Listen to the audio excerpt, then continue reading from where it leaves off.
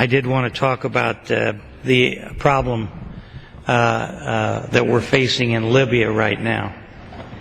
The President of the United States has the authority under the Constitution to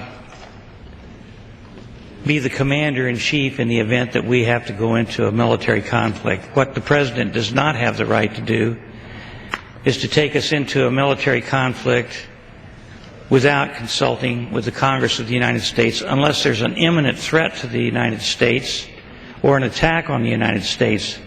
Now, the Constitution is pretty clear on this subject. Unfortunately, during the Nixon administration, there was some question about whether or not President Nixon exceeded his authority. So the Congress of the United States passed what was called the War Powers Act.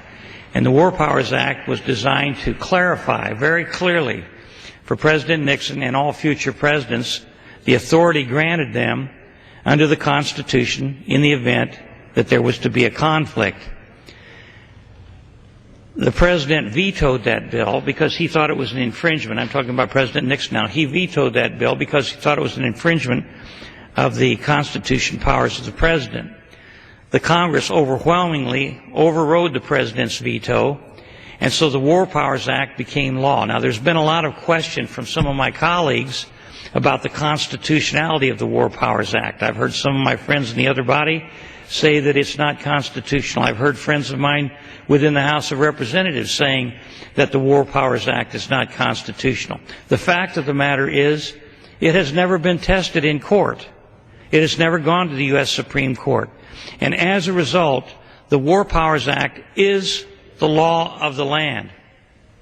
It's the law of the United States of America, and it is intended, as I said before, to clarify the constitutional powers of the President of the United States where war is concerned. Now, the President of the United States, Mr. Obama, decided that we ought to go into Libya for humanitarian purposes. There's nothing in the Constitution of the War Powers Act that gives him the authority to do that unless he has the express approval and support of the Congress of the United States. When President Bush was the president and he went into Iraq, he first consulted with the Congress. When he went into Afghanistan, he first consulted with Congress. But President Obama said because of the time elements and the time concerns about the humanitarian problems in Libya that he had to act expeditiously, and he did not have the time to consult with Congress. Well, for 2 weeks or thereabouts, he had time to consult with the French, the English, the United Nations, NATO, and the Arab League, but he did not have the time to come and talk to the Congress of the United States. So I think that was a red herring. I think the President did have the time, but he chose to move of his own volition into Libya and to put the United States, in effect, at war again. They say it's not a war, but it is a war. And they said it's a NATO operation, but if you look at the facts, you find that the United States is carrying the vast amount of the burden of this war.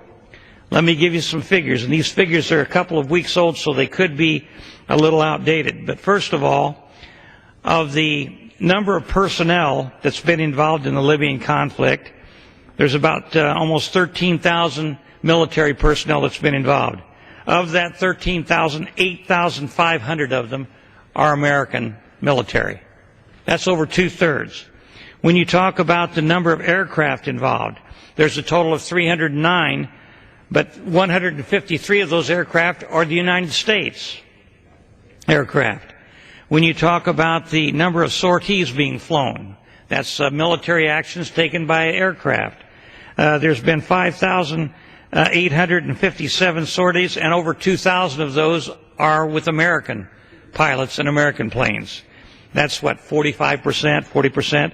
And then when you talk about the number of cruise missiles that have been fired, the total is about 246, and of the 246, over 90% are Americans, 228. So the President has taken us into war in Libya for humanitarian purposes, he said, without consulting with the Congress of the United States, which in my opinion is a direct violation of the Constitution of the United States and the War Powers Act, and we have spent well over $1 billion in conducting this war. And they say it's NATO's war. We heard the other day that our NATO allies are running short on ammunition, other military equipment, and they're asking the United States to shoulder more of our burden. One of my colleagues from Virginia, who sits in the chair tonight, brought up today that many of the countries in Europe, I believe it was Virginia, many of the countries in NATO haven't been paying their fair share of the NATO burden, and it's been falling upon the United States to carry out these military operations. That just isn't right. So this isn't a NATO war, in my opinion. This is an American war, and the President has taken us into this conflict without any consulting with the Congress of the United States. Now, we've talked about this in our conference, and I won't go into all the details of our conference because I think some of that's not, if not classified, is something that shouldn't be talked about in the public domain. But what I would say tonight is that we need to send a very strong message to the President that we don't want him to do this again. Now, many, myself included, believe we ought to give him a timeline within which to withdraw forces from Libya. And I'm talking about the people flying the military aircraft, the people on the ships offshore, the classified security people that are inside Libya. They say there's no boots on the ground. I guarantee you that there's intelligence officers on the ground directing some of the fire from the air and some of the missiles targets. And so, and the cruise missiles that are costing over $1 million per copy, we shouldn't be paying for those with taxpayers' money to the tune of, I don't know how many million, but over $1 billion total for the military expenditures at a time when this country is $1.4 or $5 trillion short this fiscal year in money to pay for the country's expenses and over $14 trillion in debt. This is not the time during the history of the United States that we ought to be looking for a war. Now, there's no question probably that there's humanitarian problems in Libya, but there's also humanitarian problems in the Ivory Coast and in Syria and many other countries. And if you're looking for a war of opportunity, I'm sure the President can find a lot of places to send our troops. But the Congress of the United States, I do not believe, would have given him the authority to go into Libya unless it was a direct threat to the United States. And so what did he do? He did it without consulting with Congress. Not the Senate, not the House, not with any of us. Now that we're in there, many people in the Congress feels like we can't summarily withdraw because we'll be leaving our allies, the French and the English and others in NATO, there to carry the ball. But as one of my colleagues said today, when we take the oath of allegiance to the Constitution, we don't take the oath of allegiance to NATO. We don't take the oath of allegiance to any other country. It's to the Constitution of the United States. And the Constitution says the President does not have the authority to declare war and go into a combat situation without consulting with Congress.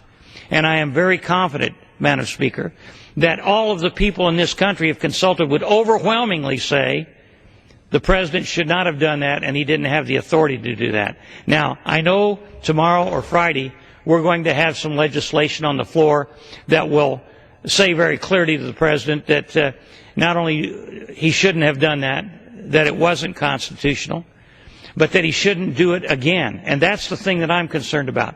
The legislation that we're going to have on the floor will confront the President on his ability or his authority to go ahead and do what he did in Libya, but it doesn't say anything about any future expeditions that he may want to undertake.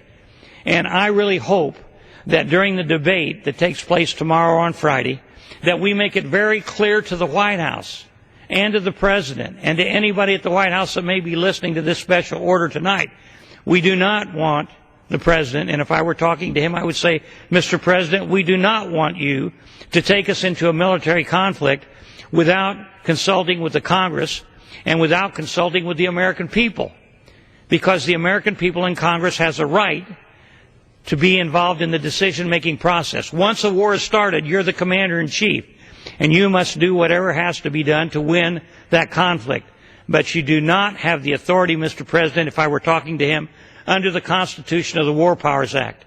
And Friday or tomorrow, we need to make that very clear to him so that he doesn't do it again. There are problems right now in Syria, and a lot of people say there's humanitarian tragedies that are taking place. But that is not a direct threat to the United States. It's not an attack on the United States. And the Congress of the United States should be involved in the decision-making process if we were to do something like go into Syria. And so I hope the President and the White House is getting this message tonight. They may say, well, that's just Dan Burton talking on the floor in a special order. But I have talked to my colleagues on both sides of the aisle, and I think overwhelmingly they do not agree with what the President has done. And overwhelmingly in the Senate, I don't believe they support what the President has done in Libya. And I think very clearly they don't want this to happen again. And I believe that most of the members of both the House and the Senate would like to see us extricate ourselves from Libya as quickly as possible. And with that, Madam Speaker, I would just like to say that I have an op-ed that I wrote that was in the Wall Street Journal, or a letter to the editor, that I would like to submit for the record. And I would like to submit the statistical data that I just mentioned for the record as well. And with that, Madam Speaker, I yield back the balance of my time.